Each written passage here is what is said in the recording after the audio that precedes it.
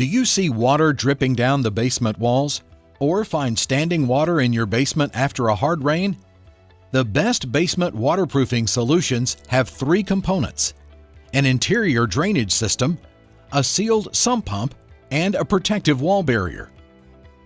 The AquaStop perimeter drain is installed on top of the footing at the wall slab joint and will channel rain or groundwater to the sealed sump pump. The water is then safely discharged away from your home, leaving your basement clean and dry.